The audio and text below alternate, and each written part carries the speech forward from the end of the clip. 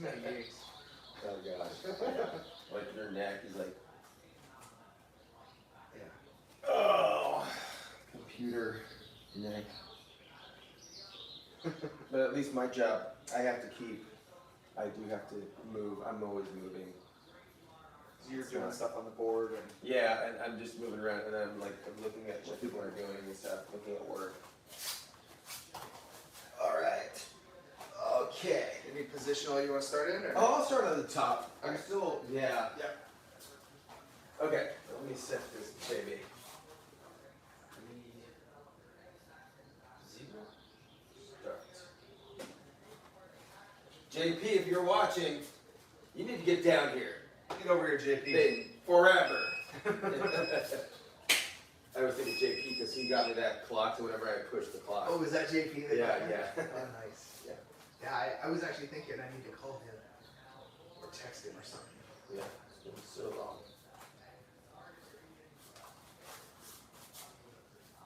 Sure, yeah, plan for the good. Well, that's the bad. I mean, that's the good one. That's a good one.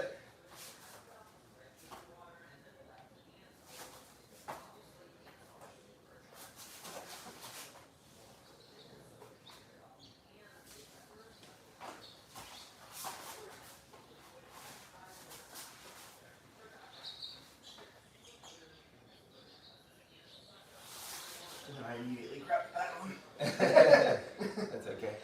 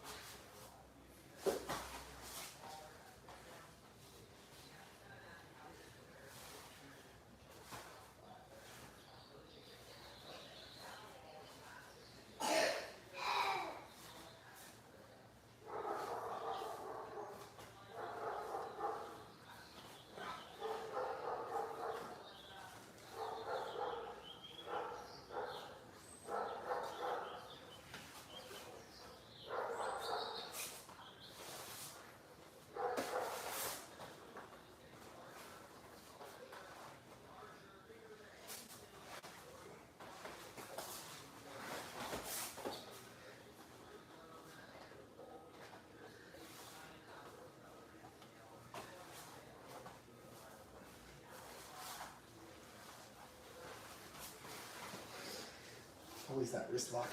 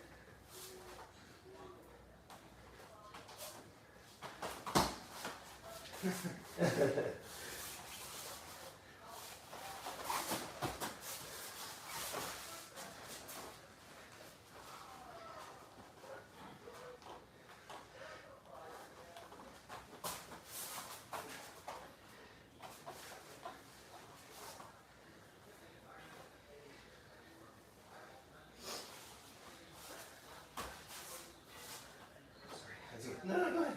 It's not gonna. do anything. I'm too sprawled out or something. I'm too sprawled. Okay. Okay.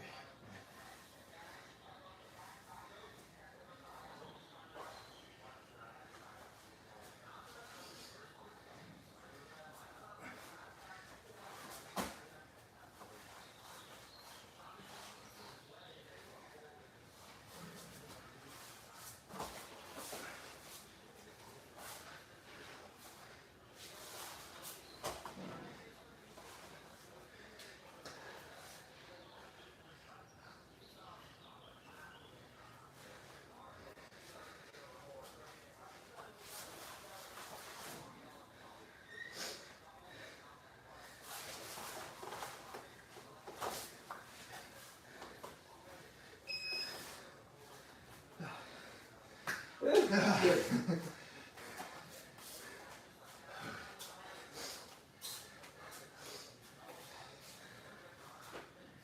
That was a karate chop. And you tried to get up, I put the forearm on the hip, on the button. It was hard for you to get up. Oh, is that the why? turtle? Yeah. Yeah, I could not. And you go limp arm, like so that the muscle is soft and so the bone is on the hip. Oh, It's on the funny bone. Interesting. Yeah. Also, it was really weird. You had my arm pinned here, Uh-huh. and I almost felt at risk of an arm bar, Oh yeah. even though it was just pinned to the ground. Yeah. Because it was extended It out. was extended so badly that I was like, am I gonna tap? And I'm like, there's nowhere for it to move, but Mhm. that was Yeah. just a weird feeling. Yeah. I know. What you mean?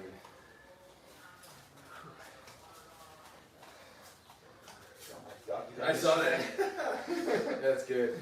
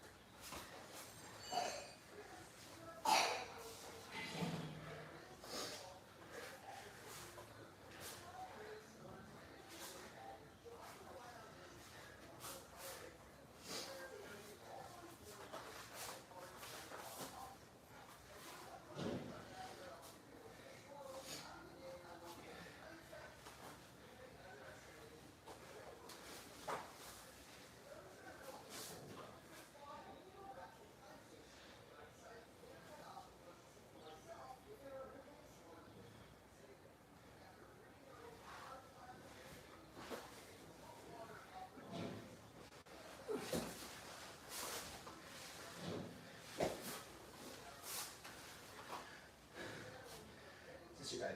Yeah. We can go to the.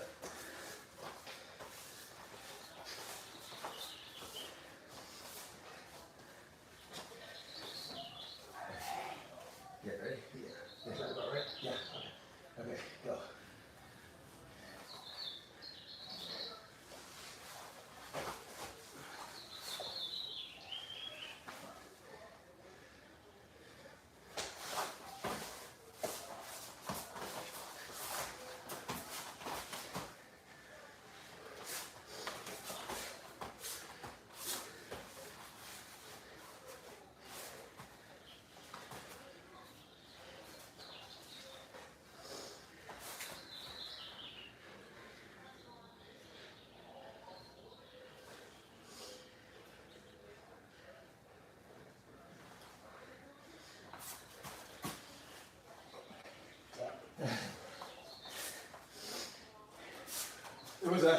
It was a shootout of wrist lots. I wish we could capture on the I know, it's so the hidden. camera, because yeah, you can't see anything. It just looks like we're sitting there. Yeah, it's But grabbing the we're wrist, grabbing the attacking each wrist. other. I love wrist lots for that reason. It's such a hidden secret. It's like if it was your technique, no one would ever be able to film that It's true, yeah. and to find the Never, mystery. never get captured. Yeah. Do you used to win a lot of matches with wrist locks? I mean, matches meaning roles. Yeah. Like when you were competing? No, because I never did a wrist lock competing. Oh, no? I didn't compete a lot, so Okay. yeah, like officially. And I think half of my competitions, it wasn't probably allowed Oh, really? because they don't allow wrist locks for under purple or something. I don't know. For real? I didn't know that. Yeah, I don't think so. Oh. I don't know. I have to look back at that. I feel like that wasn't allowed. Now I didn't see any stipulations on wrist locks. It's like Okay. knee bars, heel hooks, Yeah. not a whole lot of things, but maybe wrist locks are in there, but I don't remember. I gotta look that up. It was always like shunned. Maybe I'm just. I mean, people don't not look favorably upon. People don't like they don't like when people do wrist locks on them. Yeah. So, most people. Well, it's such like a small movement too, and Uh-huh. they might argue it's not jujitsu because you're not, I don't know, not doing one of the classic Kimura or. Yeah, I think, and that was the way it was with leg locks. Used to be like that 30 years ago. It was like frowned upon. It's like Really? not traditional, yeah. Huh. But that was, that's when a martial art, that's how you know when it's being diluted or if there's like commercial propaganda around it. When you say, oh, you can't do it, because like if another gym is just killing you with it, you either have to say, whoops, we missed something huge. Right. Or you have to say, no, That's not allowed. you have to like make it look really bad and like against your philosophy. Well, then it's philosophy, not science anymore, Well, that's what the Gracies did with the heel hooks, I think, right? Yeah, yeah. And it no longer ceases to be a pragmatic martial art. Once you start saying that it can't develop to be more pragmatic or efficient. But, yeah, and that's what Lucha Libre has been doing leg locks for forever before Jiu-Jitsu started getting really involved, and then Dean Lister, Oh yeah, he's big on those leg locks, yeah. he was big on those, and then he influenced Danaher and all those guys. And He even did that one here not too long ago, just a few years ago, but a leg lock seminar. Yeah, he was here, and one of my students went to his seminar. A couple of them actually did. Oh really? Yeah, they said it was really good. I would have liked to have known about it. I would have probably gone too. I think JP said he went. Yeah. JP, I'm talking to you, buddy. Yeah. Yeah. I tried to, I invited Dean Lister when it was like ADCC 2000, was it 13 maybe? Or I don't know when that was, but it was in China. Oh wow. And I invited Dean Lister on Facebook to come to my gym because it was close enough. I don't know, I just thought, well, he's an agent. They'll let people do some Yeah, they do a tour. barnstorming. So he's like, oh, I'm going to Thailand and then I'm going back or something like that. But he communicated to me on it. It's pretty cool That is cool. that he responded. That would have been great to have him over. I was actually set up. I was mat boy for that ADCC 2013. I believe that was. And I was the mat cleaner. I had a connection, a Japanese connection. And they're like, who wants to do this? They sent out an email to a bunch of us in Saigon. And I'm like, me? But I wasn't able to get the visa in time. Oh yeah. Because they're so that's a challenge, strict. Yeah. And so I wasn't able to do it. But I had this whole vision, this imaginary vision planned out, like where I'm that boy and someone gets injured, like one of those top guys get injured, and they're like, we need somebody. We need somebody to fight Dean Lister. And then they're like, Mad Boy, I'm like cleaning blood. Mad Boy! And I turn and I'm like, yeah. They're like, we need you to go in to fight. We don't have anybody else, there's no one else. And I'm like, I put that in and then I just destroy everybody. That's the fantasy, right? It's a Disney film, you know?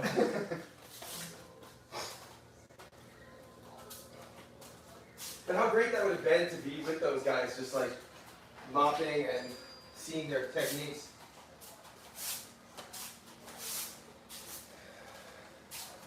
Yeah, that would be pretty cool. Yeah. To go and see something like that. Yeah. Like, those guys are crazy. Okay. Yeah, yeah. Have you ever gone to one of those big, like, I know they have some in Vegas sometimes, and they have them different places, but the big tournaments? I've never been to one of those big tournaments. Yeah. The biggest one was with my coach. It was in an Indian casino halfway down to SoCal. And Shanji Hibero was there. Okay. And there were a bunch of stars at the time, you know, now the names are fading out, but my coach was competing in that. And he won his first match and then he lost to Shanji Hibero, I think 4-2. And I said, how did you get the 2 points? He's like, from a sweep. And he's like, but I didn't sweep him. He's like, I don't know why I got those points. Like, he was very humble. Like, Well, he knew, but he just didn't want to yeah, but no, that was, I don't know, maybe he was just being too humble, you know, who knows. But, yeah, but other than that, not really, you know, just that, probably the biggest names were, like, that I rolled or saw sparring was just my coach and Kyotera and his gang. And I saw Robert Drysdale, but I didn't spar with him. I saw Jacare spar with my coach. Oh, really? Because he was going to a Strike Force event, and it was like the day before, or 2 days before the event where he was going to fight. I forget who he was fighting. He was fighting Lawler, I think Robbie Lawler, maybe. Okay. But you know Jacare? I've heard of him. Yeah, he's one of the, at that time, I couldn't pick him out of the lineup. okay, at that time he was, you could have said he was the GOAT. It was like him and Marcelo Garcia, like he was. Marcel Garcia. Yeah. I think he beat Marcelo. Oh, did he really? Wow. But yeah, Jacare was something else. He had my coach in an armbar, and then my coach got out.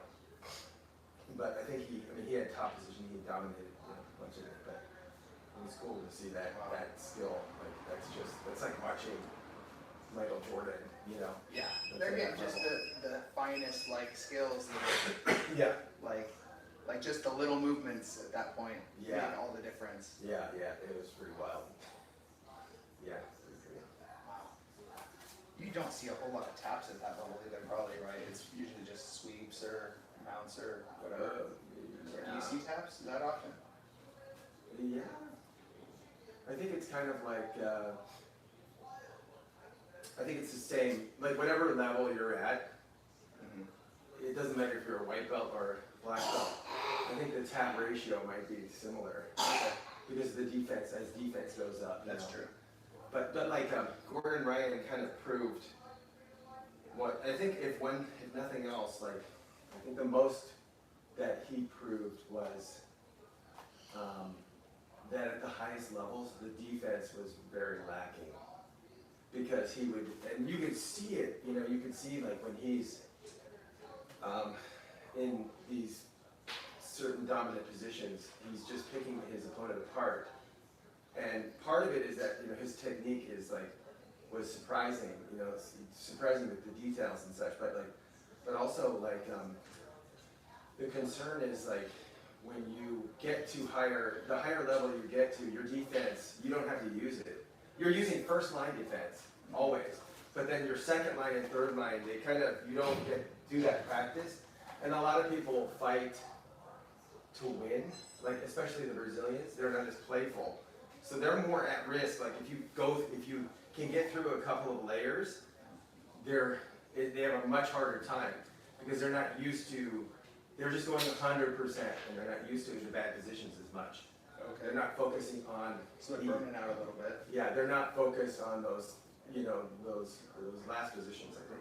I'm just saying what my own thoughts, but Yeah. but so yeah, and Danaher is an escape. If nothing, if you don't have good fundamental escapes, you don't have.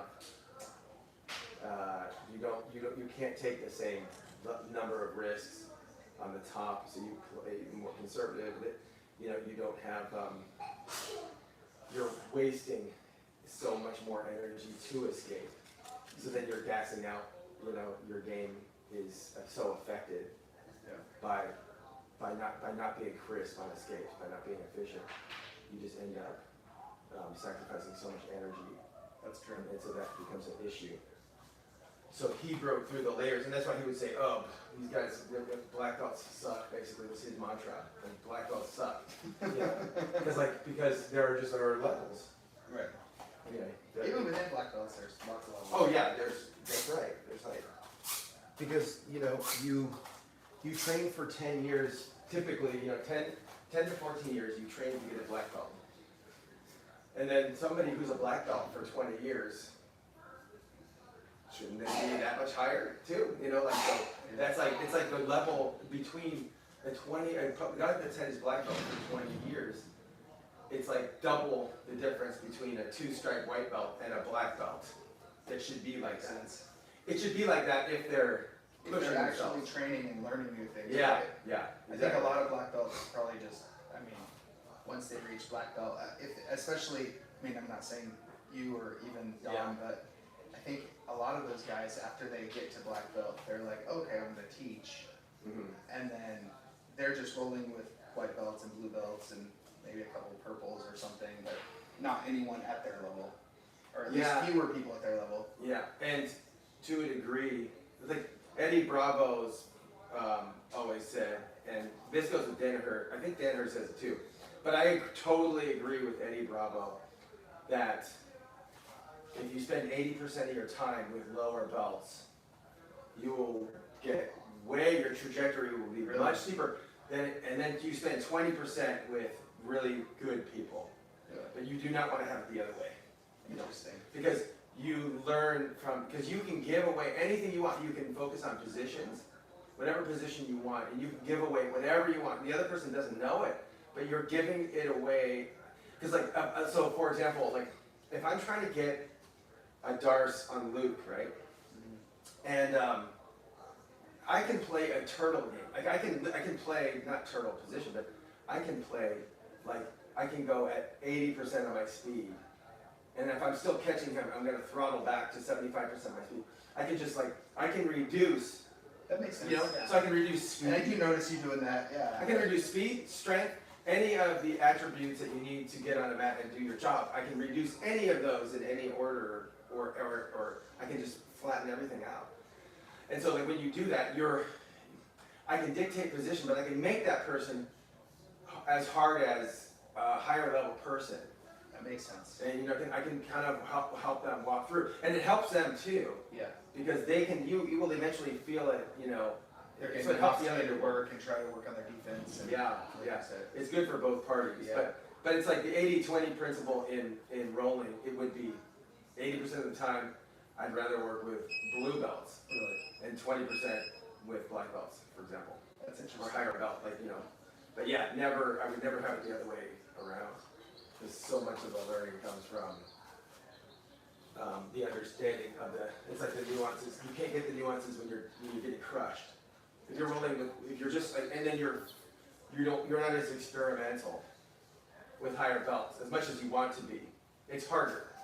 That's true. Whenever I learn a new move, I'm like, okay, well, I need somebody that I can work on that move with. Yeah. Somebody that's a little less experienced than me, because if I'm going against somebody that's my same level of strength, and then I'm like, I'm never going to try this new move. Yeah. Does that make sense? I didn't even think of that. And you might say, you might look at some people, and you could say, oh, well, those people they do it. Somehow that black belt can do that. But for example, somebody people that are always playful, they're super rare. some people, like Jeff Glover, even against the highest level, somebody who's better than him, he's still playful. That's crazy. That's a 1 in a billion person that does that. But most of the time, if you think But it about, gets him in hot water sometimes, though, right? yeah, it does. But he's an entertainer. Like he's the most entertaining that I can think of. That he just wants to put on a show. He's so great. But but it's so rare. Most of the time, when people are being playful, it's because they've been on the mat for 50,000 hours, and they're dealing with a black belt who's been on the mat for 10,000 hours, and so they can afford it. They know every little detail, so they can say, "Oh, be playful, be playful." Like, but it's hard to be playful. They used to tell me, like my first training group, they would always say, "Don't use so much muscle." Like in my first I always couple thought that was months. funny when people said that. Yeah, they don't use so much muscle. Like, just relax. Like, okay, if you realize, like, if I relax, you're gonna smother me. Like, every human instinct tells me that to not have your chest on my face or whatever, like, to have you on top of me. It's like, if I don't use muscle, now I have to rely on technique, which I don't have. It doesn't exist. Yes. It's like somebody saying, stop yelling and just speak English to somebody who doesn't speak English. Like, it's like, why, just communicate, Like, no, I can't. I have to just yell or use gestures. Right. It's all you've got. That's why I think that's why if a gym that functions well and grows everybody is like, I never have to tell you don't use muscle. Hardly. I should never have to tell you, because I should be going soft. It's like some of the first black belts, a couple of people, I remember, especially this one guy, he was like a vegan, skinniest guy. They said he was new, and I had been training for maybe 5 months, and this guy just like was so soft, and like that's how you have to be, because I didn't have to use muscle, but he completely dominated me, Really? Like, yeah, he just like, it was like this thin dude, like I didn't have to use muscle, He was just like. Yeah. He just kept moving around and like where's he going now? He's just moving around. And I had so he doesn't play the pressure game. You have to do both. You have to cook. You have to cook people properly too to build them up. I mean, the hard thing when people say don't use muscle, and then you get these guys that they bench 400, and then you're like on top, and you're like, all right, I'm gonna go for the Americana. So you start to slip it, and then they just go and roll you over, and you're like, oh, okay, well that just happened. Yeah, and that's good. It's good that they use muscle. Yeah. Because then you're like, oh, that doesn't work on somebody that has muscle. Right. Like you have to test that. It's huge upper body. Like, yeah. I'm not going for an Americana. Yeah. Exactly. Yeah, you have to have somebody using their muscle to know how much of an effect it plays. That way you can fix your position. Sometimes it's just a little adjustment. But yeah, there was a video I saw about how a guy got on a mount on Zahabi, this guy who's like trains with George St. Pierre, like I think he was one of his coaches, and some guys can just get out on their elbow and just like push you away, like they can just like that.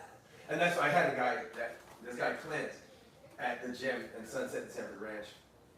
He was 335 pounds, 6'4", and he was also he was strong because he was a CrossFit guy. Okay. So he had like core and he had like fitness, and he would just bench me off of him.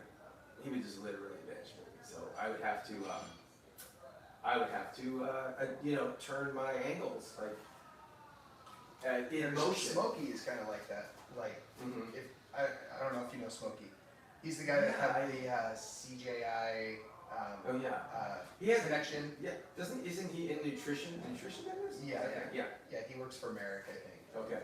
Yeah, but like he's jacked. Yeah. And he will literally bench press you off. Yeah. But at 4 minutes, he's toast. Yeah. So. You're getting your money's worth for every time he does it. Like, oh yeah. I mean, he's like he will, he'll if you have both your arms on his arm, he will literally fly his arm. Oh boy. And you're just like, how? Like, I think we do like 15, maybe 20-pound flies, and he's like lifting all of my weight on this. Oh my, you! Like, it's so wild. So yeah, like some of those guys, yeah, and like, yeah, you're right. You just try and figure out something other. Yeah. Like whether it's gassing them out because, you know, they can't last for 6 minutes using that much. Yeah, if they are working, you do keep them working until they get tired. That's just the bottom line in most cases. Unless, because you also have to think you have an imaginary clock or some. It depends on what you're looking to accomplish. But Yeah. I would say most of the time you want to gas them out. If you have an infinite amount of time, you just want to gas them out. But yeah, if you have a clock, if you have 15 seconds on the clock, then you have to Go for something. Yeah. You gotta do something. You gotta do something to finish it too. Yeah. Those guys, like their legs are usually more vulnerable too, like because they work so much on their upper body. Yeah. And you can't defend if you attack an ankle, the other foot it can't defend That's true. as much. You can the other grip, your hands can grip, so you can buy a lot of time. Yeah. To break the grip, but your feet cannot grip. Right. It's an issue, and you can get this angle where you have the forearm up and forearm down, so you have that flexibility to move. But even if you could grip, your legs don't work like that. Yeah, they don't turn. So that's why the legs are so vulnerable. Yeah. That would be great if somebody could grip their feet together.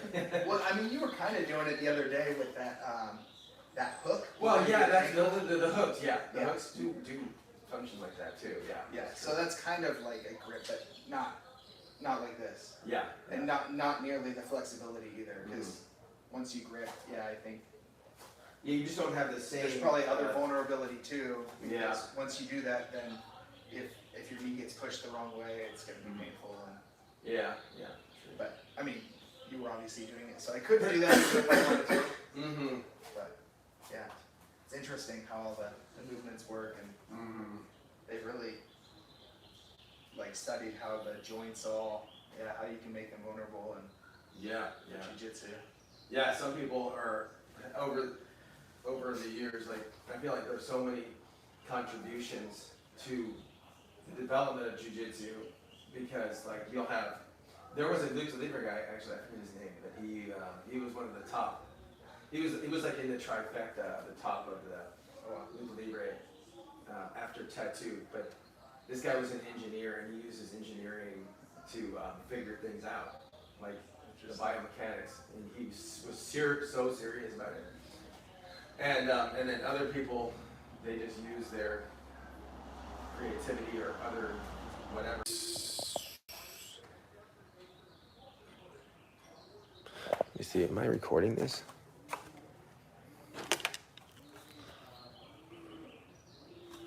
Okay. All right, you ready? Yeah, let's do it. Let's do it. What's the difference between lucha libre and jiu-jitsu? Okay, let's do it. Let me ask you the most question that is going to elicit the most conversation. Oh, really? Okay. No, it's not. There's not much. I thought maybe there was a small like difference. No, it was just the main difference back when was that lucha libre was like a no gi. They did train mostly with like shorts or like no shirt or t-shirt or something, and jiu-jitsu was like formally like gi. It's not, and gi. Jiu-jitsu people they didn't have to wear the gi, but that was their training. That's how you quote unquote got better. That was the best way to get better at everything. Okay. And lucha libre was like they never wore gi, and it was more like MMA. The spin was you're gonna, if you do MMA, you're gonna be not wearing the gi. Gotcha. So like it's better, more practical. And then lucha libre, there were leg locks, heel hooks, all that stuff. In jiu-jitsu, it was like frowned upon kind of thing. Okay. But and jiu-jitsu comes from a judo lineage, and lucha libre came from judo and folk style wrestling. It was like a different blend of characters that were influential at the top, kind of like so. But they did more wrestling, more takedowns. So Okay. Jiu-jitsu focused on ground game, and they weren't as big on takedowns as much as like pulling guard and this kind of stuff. And that would be, people would say that's wrong, but so I don't want to say like that's not really true, because yeah, they did takedowns too. Yeah. But the focus was on the ground, and the focus was on the bottom game. A lot of it was like submissions from guard too. You know, if you watch the original Gracie fight like the UFC, they were doing guard like submissions. You know, like Lucha Libre was like top game focused. Like you want to stay on top. That pressure. Yeah. Okay. Yeah, more pressure. Yeah, it makes sense. I mean, you have more control, I think, on top from with no gi. With gi, And I see that with your gi. style, I think. Yeah, more Lucha Libre. Yeah. Okay. But you can do, yeah, you can, I mean, it's developed in so many ways that now you can do more on the bottom with leg entries. I mean, it's just so different now. So Yeah. you know that. But the idea was like you kind of, it's more top game, I think, in general. Though my coach loved bottom game and rubber guard and all this other stuff. So you know, you blend things together. Everybody's different within jiu-jitsu and jiu-jitsu gyms and lineages and Lucha Libre, and you're just going to find people gravitate to their own thing, so they don't always represent the style, but the overall, it's top game, Lucha Libre, takedowns. A Lucha Libre guy came to my place, black belt, and he was like, I can start playing guard, but I can't. He's like, I've never played guard. He's like, I can't play. He's like, I'm just gonna try to escape, but I'm not gonna play guard because you'll just pass my guard. And I like thought it was the craziest thing I ever heard. That just sounds crazy. Yeah, that's right? interesting. Yeah. There you go.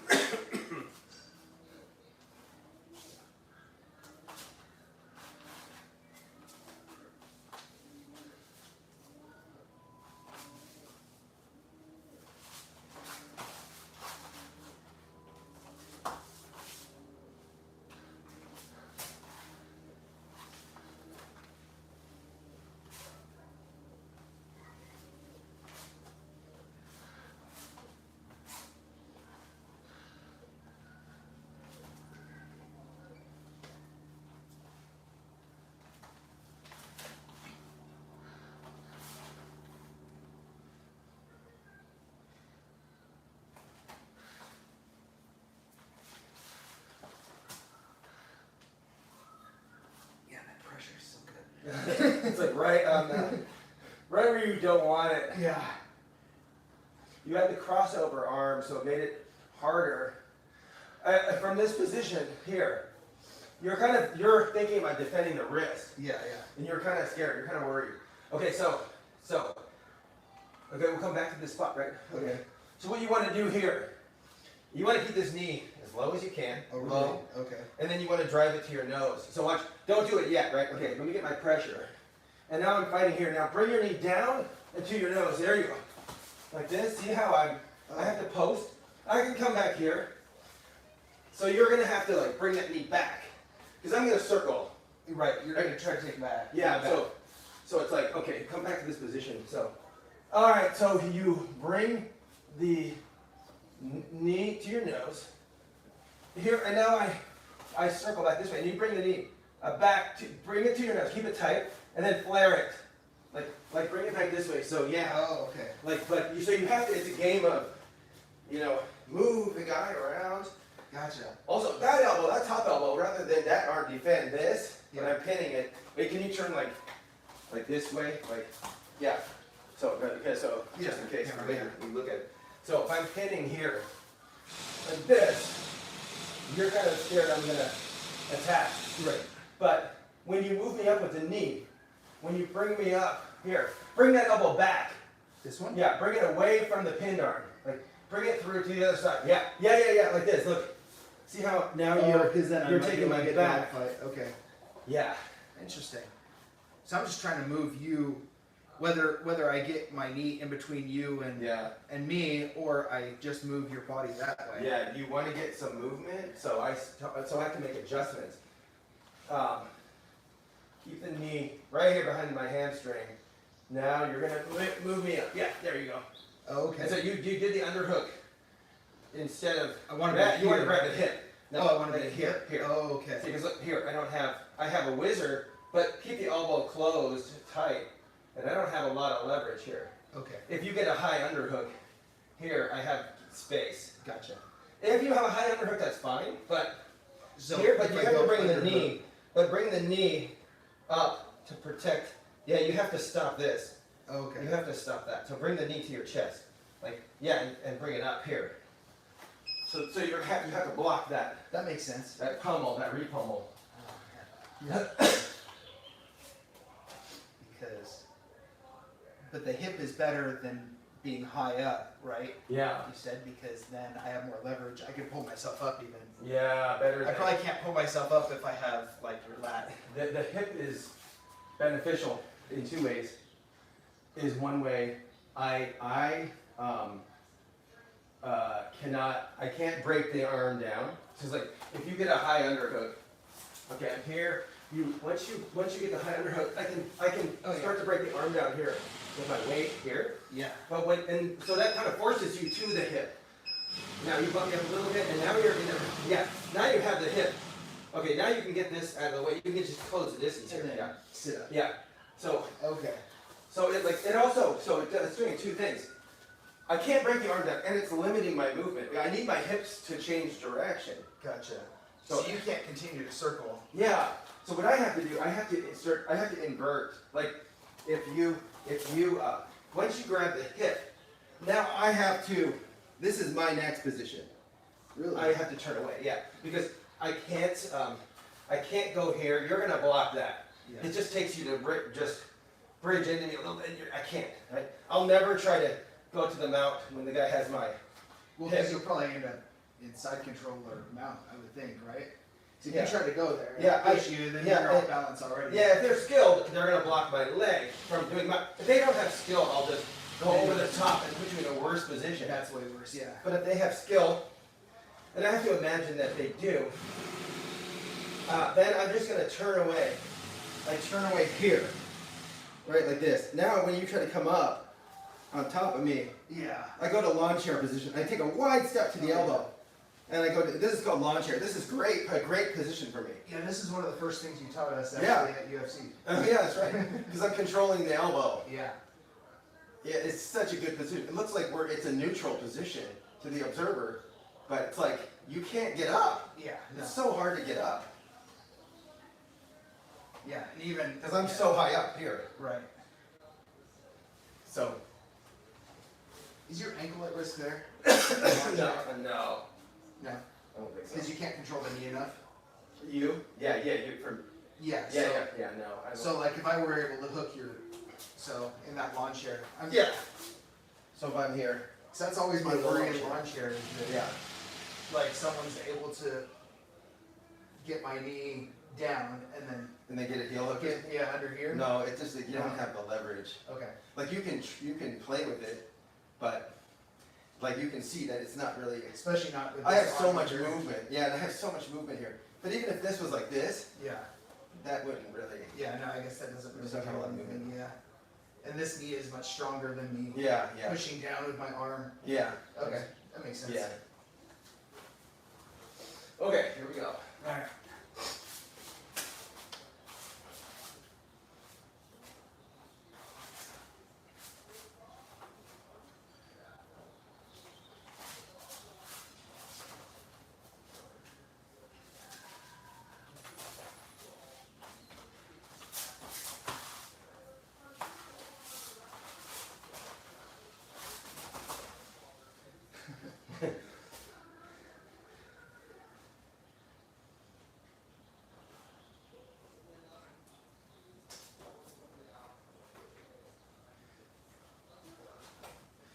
I'm trying to use pressure on the form. Yeah, I can tell.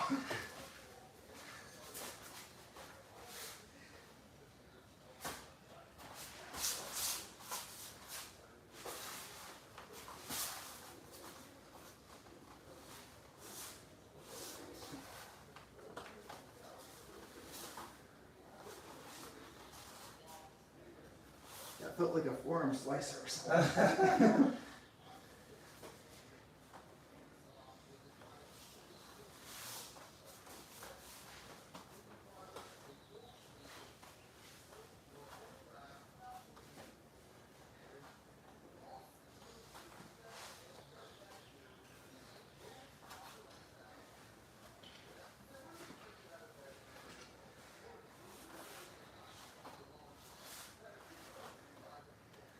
Now same thing. So you're Yeah, I was just thinking. block. You're high up. This won't move me. Yeah. That won't move me. But go as low as you can. Don't scoot away though. Don't shrimp away. You come back. Shrimp away? Here. Just bring it down, and now drive me up. Yeah. But I feel like that's worse. Do you feel like that's pushing your arm Into my into face. you, right? Yeah. Well, bridge, and yeah, there you go. Okay. Yeah. That's your second piece. That's why I said don't move away, because you can't bridge. That makes sense. If you move away and bump, Right. And then I can't bridge. yeah, then you can't bump and you can't bridge. There's nothing there. But if you bump, bridge, yeah, and here you go. Okay. Yeah. Yeah, because before this arm was on the other side, Uh-huh. or I could get it through, but there was no way I was going to get that through No. with that positioning. Yeah.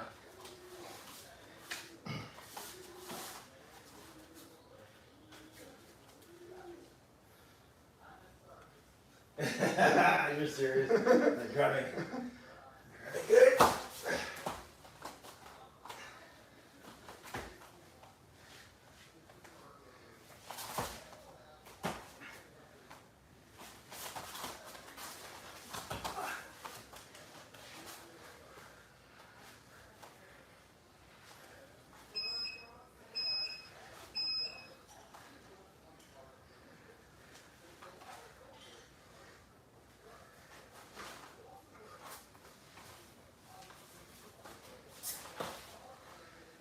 Did you finish that?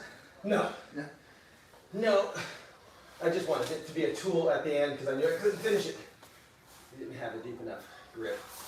There you go. Now bridge.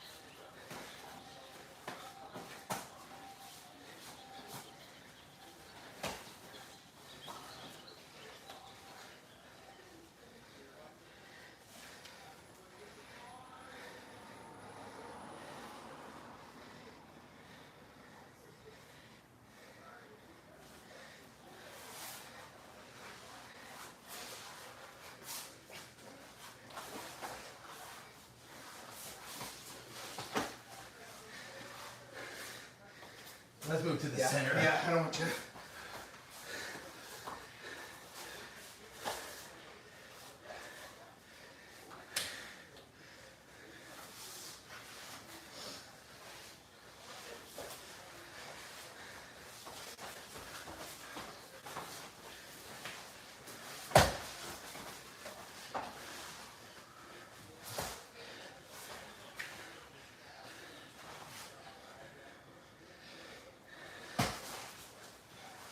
Yeah.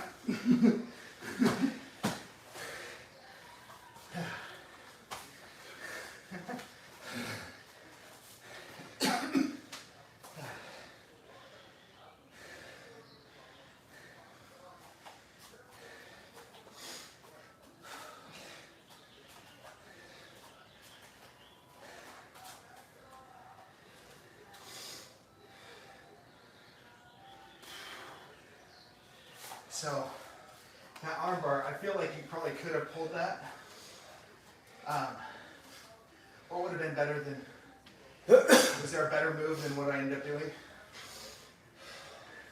No, it was 'Cause I good. feel like you probably could have pulled that up, but I don't know. No, it was good. It was good. Okay, I wouldn't change that. okay. Like it felt tenuous. But I wasn't sure what else to do other than grab the ankle and then try to push that other foot down. But Yeah. the foot was not. You prevented the armbar from the top. Okay. And then I got it on the. You're saying the one I did? Yeah. The shoulder lock. No, Yeah. not the one at the end. Okay. Yeah.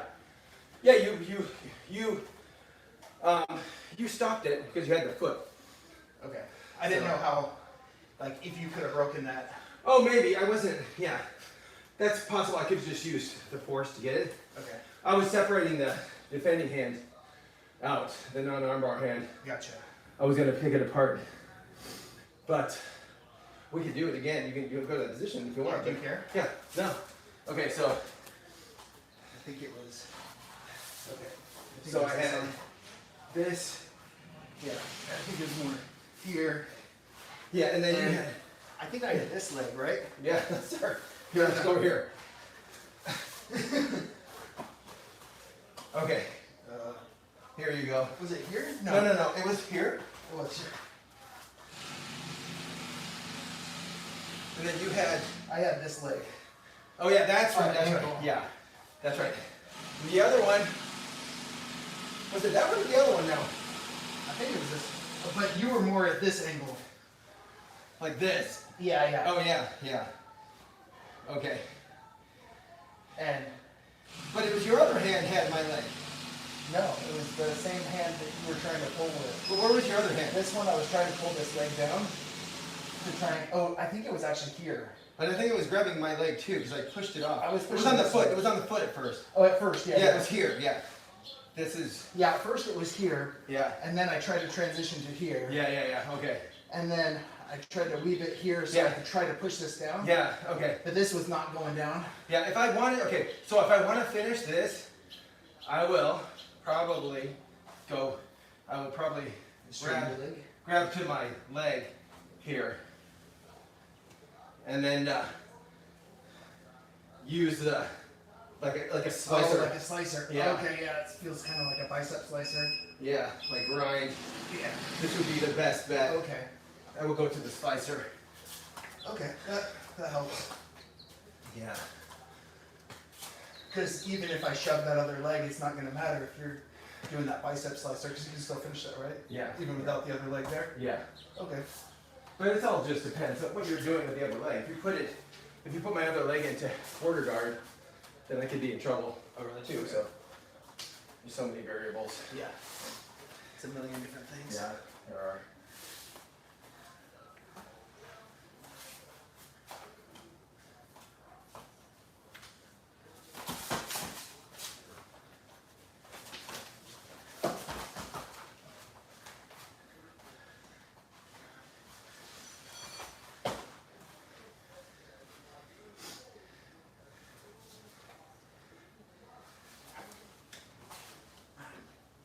Dang it. What did you tap to? What? What did you tap to? Knee pressure. Oh, okay. I wasn't sure if it was hip.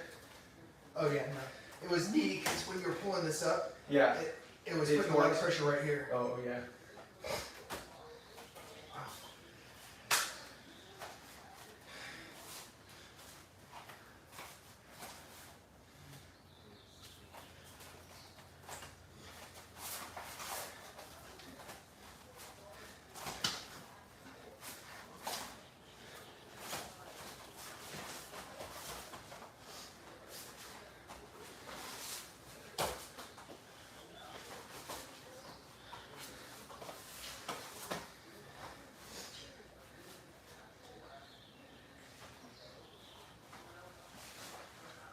You're gonna try the big boy move.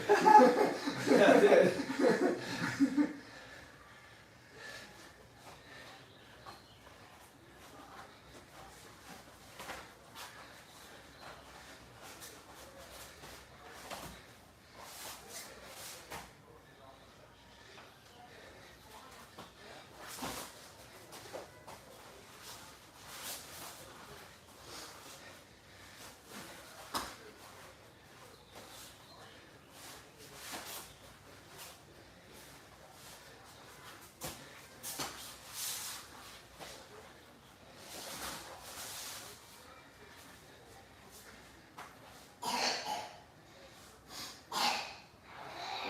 not feeling good?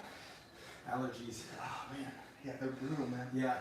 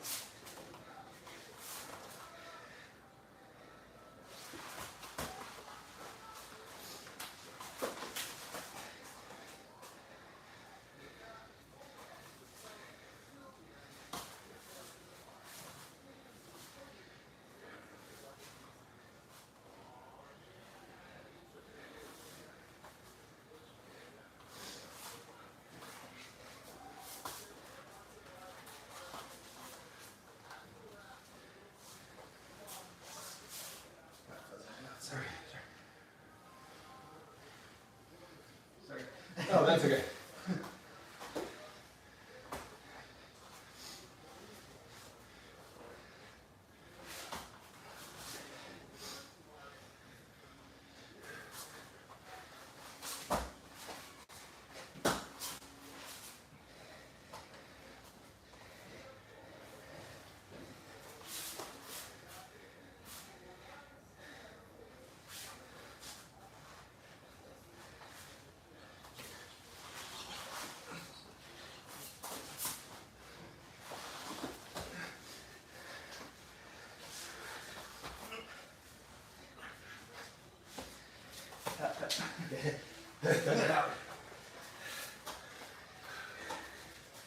Yeah, you were able to get that one.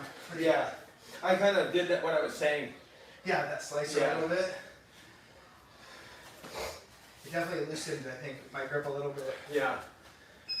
I use a little bit of the back muscles to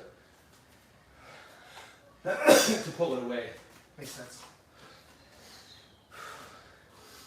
Woo! Oh, man.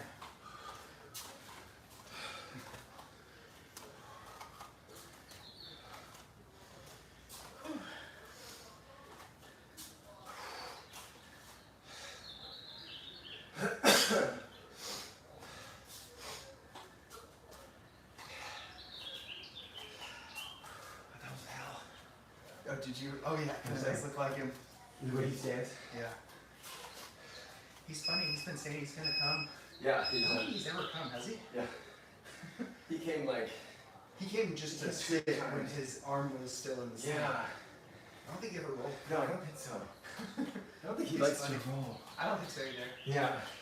He likes to show people techniques. Yeah, yeah. He talks a lot when he's with newbies, showing them, but he's not really into the rolls themselves. Yeah, maybe ever since that injury, I don't know. Yeah. 'Cause I think before that he was more He was more. willing to do rolls and Yeah, stuff. yeah. Yeah, it is a concern. You just don't want to get injured. Yeah. Like, but with us, he should roll with us because we don't. Yeah, no. We're not spazzes.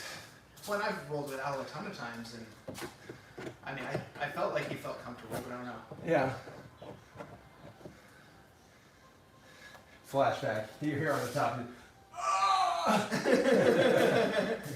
just die. My defense, he's never broken anything with me. But he hurt his shoulder from. What was it? His shoulder? Like, Yeah, what I was think again? it was somebody that did like, it was a white belt guy. And he I landed think- on it, right? Well, no, I think he pulled an arm bar and just, boom. Ooh. He yanked it. I think it was one of those the step over ones. So it was at an angle, Oh yeah. and it. So I think I think it was shoulder. I don't think it was elbow, but I don't remember. Okay. That's what I seem to remember. Shoulders, that's brutal because that's what Dom had that one too, the shoulder really? injury. And those take forever to heal. That's like a knee injury, but it's even worse.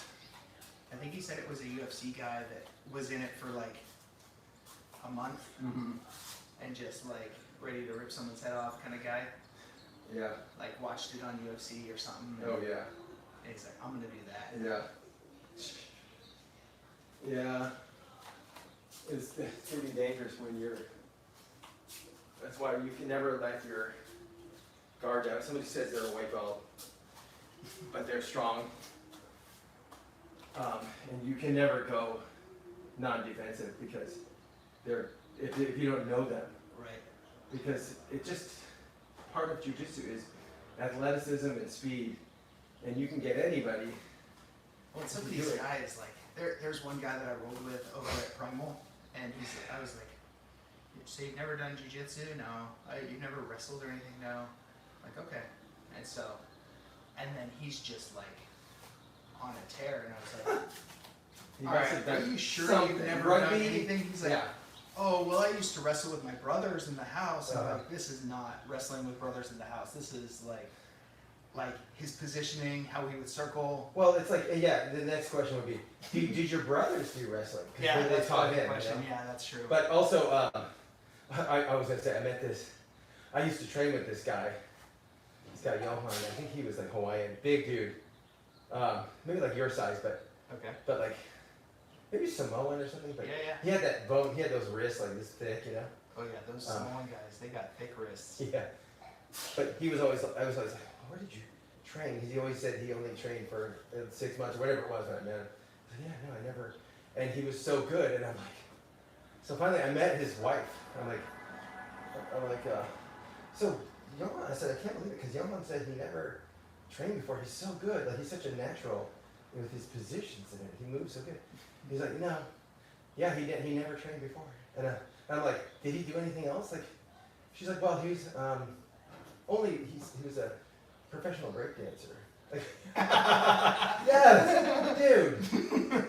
Now, you're not breakdancing on somebody, but your whole concept of balance and movement. Oh my God! Like, what an advantage, right? That's so funny. It's crazy. It's like being a gymnast almost. Yeah. Like, it's that's so funny. It's wild to not tell that.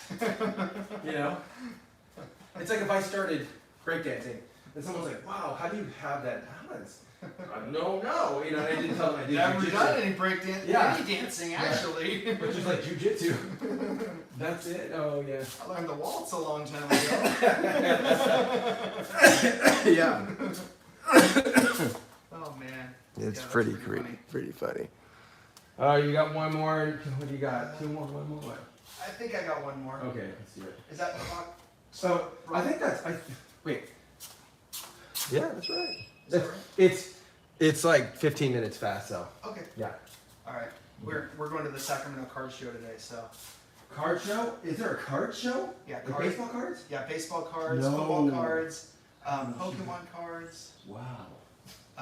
Kids are free. How much is the ticket? $20 or what? It's 18, I think. Okay. You might. Where is it? At the Expo Center? Yeah, it's at the convention center. Okay. So Wow. downtown, yeah. Oh. So Matt's been bugging me to go, Yeah. and so yeah, we're gonna. Oh, I head love down there. card conventions. Oh my gosh.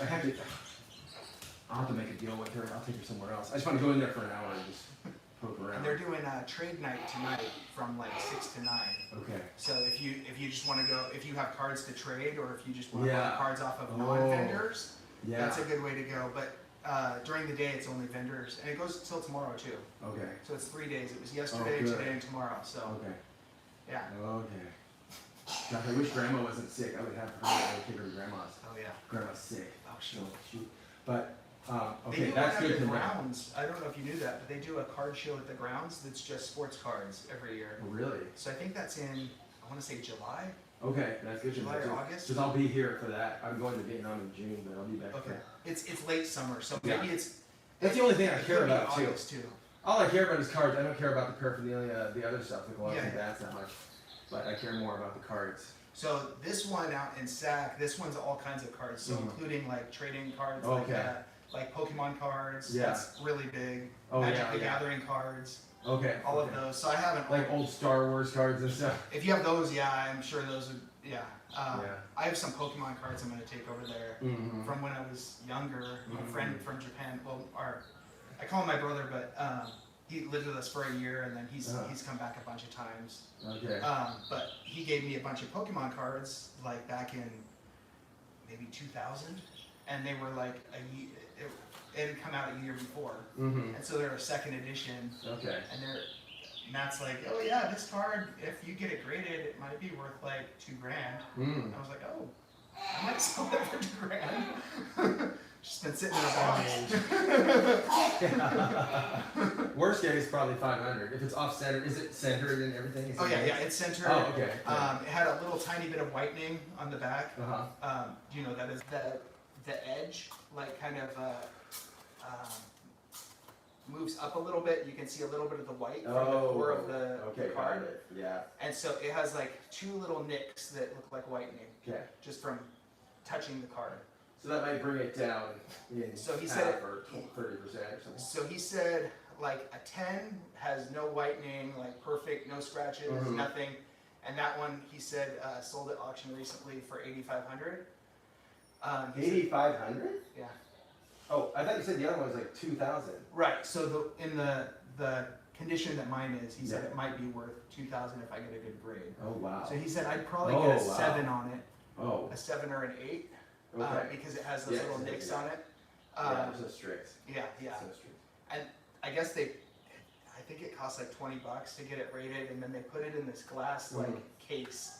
It's a brick, and they screw it shut, and you can't open it. Like the only way that you can open it is if you take a hammer to it and crack it open. Yeah.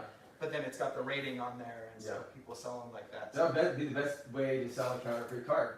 Is you put it in that thing you can't break it, nobody can't look at it, can't examine it. So only a few companies they put the marks. Yeah, but then you could counterfeit what would stop people from counterfeiting the counterfeit proof insignias and stickers and all that, right? That's true. Well, so it does have a number and a barcode. So you could scan it. All the card shops will go and scan it. Yeah, that would have to happen. Yeah. Yeah. So. Yeah. But it's true. I mean, that's a real risk, I would think. Yeah. In the 80s, this guy came into a card shop called the Dugout in Mountain View, and it was like those guys were just like legendary card collectors. And this one guy came in one day, and we saw him come in this big box, and he's like, "I want to sell some cards." And he had like Babe Ruth. It was so they turned him away because it was like everything was in these big block, plastic protectors. And they're like, no, sorry, we're not interested. And he wanted like nothing for them. I mean, like he was like willing to like, but they were there. And then we were like, what? Oh, the kids were like, wait, why didn't you buy them from? Like, and he's like, they're counterfeit. He's like, there's no cards in that condition. Yeah. And they know everyone who has everything. And anyone that would come in with proper gear around the card and stuff, they would have to know enough to not undersell it, and of course. And you want to dump everything like that. It was just too obvious. Like you have to know a buyer. You have to have a referral at that point when you have $100,000 of cards. You have. Or you send it to auction. Yeah. Like nobody goes and sells it to a card shop. It's always an auction if you're going to sell that kind of volume. Yeah. Exactly.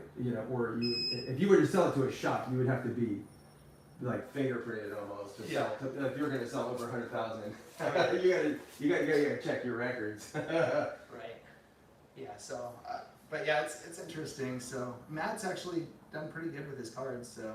Yeah, I remember you were saying when you went across the country, he bought it and then he sold it the next day, or like that. Yeah, he was going back and forth to different shops. Yeah, because that's really what he wants to do tonight. I think is look at today. That's arbitrage trading, kind of.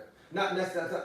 It's like my brother. He does arbitrage trading, but that's a little bit different because you're buying like razor thin. You're buying stocks when you see a discrepancy in the markets. You're just basically buying millions of stocks to make 5 cents, moving them to another market. Yeah. So you just have to have a lot of money backing you to make those moves that are like zero risk moves. Right. It's like there's not. That's not gambling. Yeah. Probably does pretty good at that. Yeah, he's been doing it forever. Really? Yeah, he's been doing it for like probably 30 years now.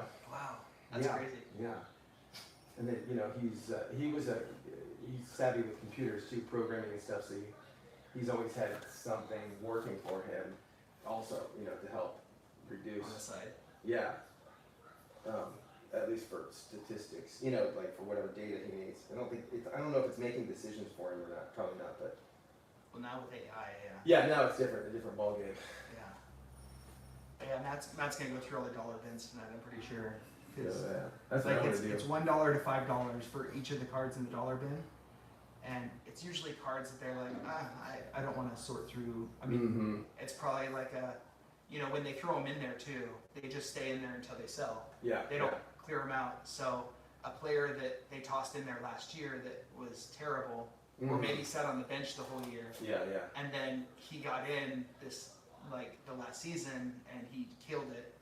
Like Matt found some of those, and that's what he was buying and selling in Florida. Got it. Was some of these guys that were not known their rookie year, and so they got tossed in the bin for $1 or $2. Oh yeah. And they're cool cards. They're like hollows and stuff. Oh, and then awesome. he would go and buy it for a few bucks, and then go and sell it for like 70 or 80 because the guys are like, they're popping off. So my favorite thing to do, like what I want to get 1981 and 82 Fleer especially, because that to me is more special. I like opening packs and I like the unknown. Yeah.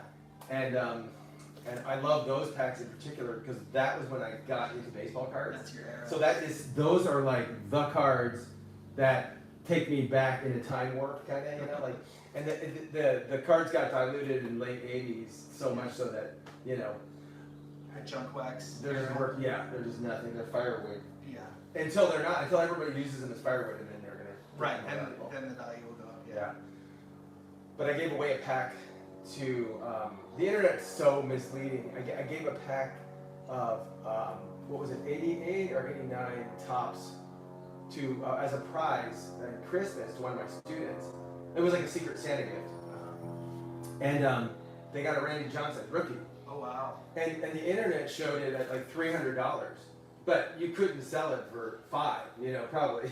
Yeah. because there's a billion of them. That's what it's going for on eBay probably, but Yeah. no one's bought it. Yeah. So It's just you gotta it's look a- at the history. Yeah, Instead of it's just current prices that are put, inflated prices, but not the sold prices. Right. Just the for sale prices. It makes no sense Yeah. how that pops up like that. But okay, are you ready for one more? Yeah, I think I got one more. Okay, here we go. Okay. This episode is called Baseball Cards and History of Little League. Right.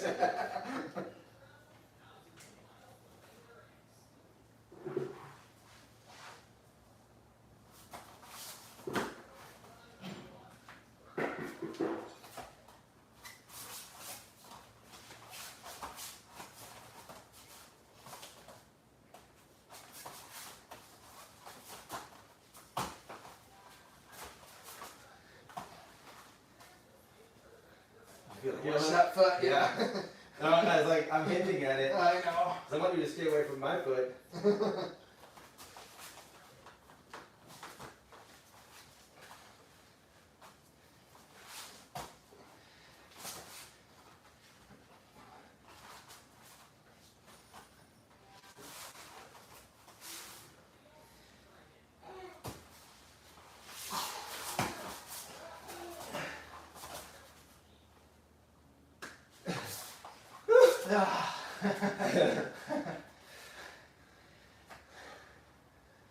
Yeah. That heel hook, I was like, I never do that, but I always know it's there. right. So if I do get into a pinch, you were about to grab my leg. I'm like, okay, I was. that's going to be my plan B. Because you were definitely going after it. I was trying to put distance Yeah. and try to sweep in, Yeah. but yeah, that was You were trying to bring me under. Or you were trying to go under. go under. Go under the car. Do some work.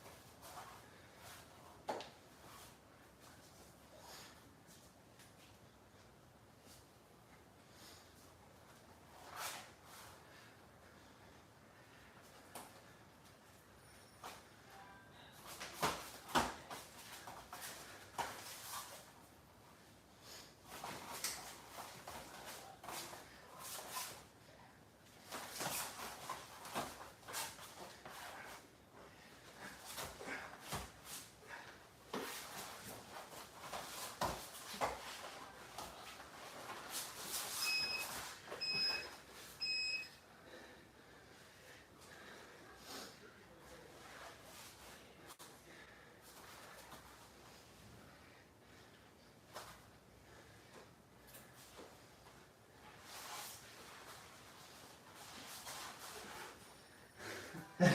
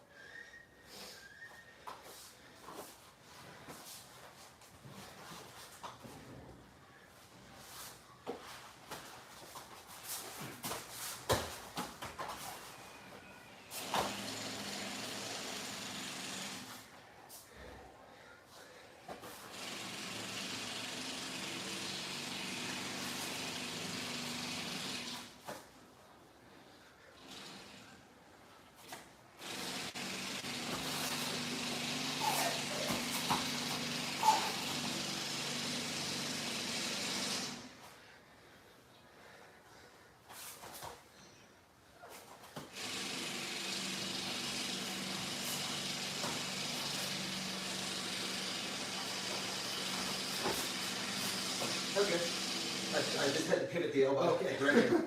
I was worried when I fell that I was Oh, going no, to no, hurt you. So. no.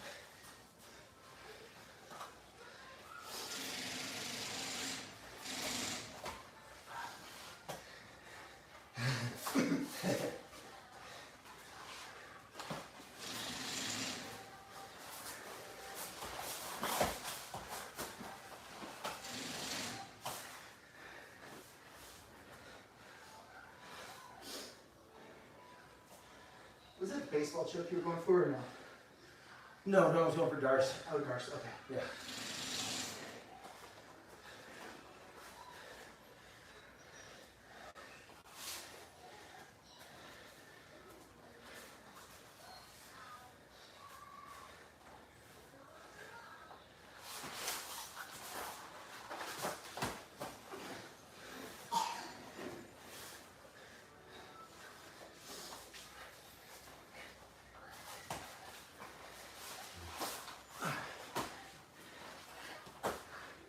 Oh, this is much worse.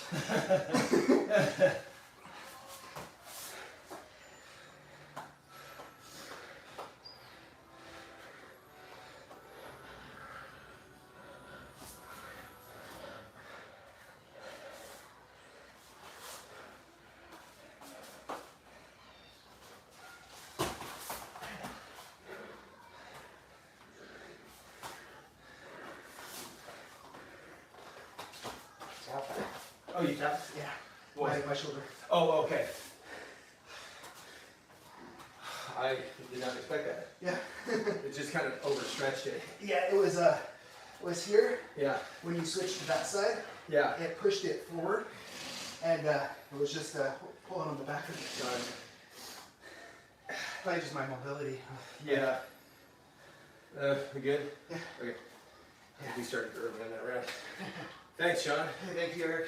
Appreciate it, brother. You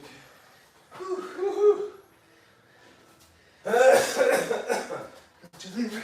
What's that? I said Lucha Libre in parts. Yeah. Oh, I really want to go to that hunt. I love hunting. Yeah, should be fun.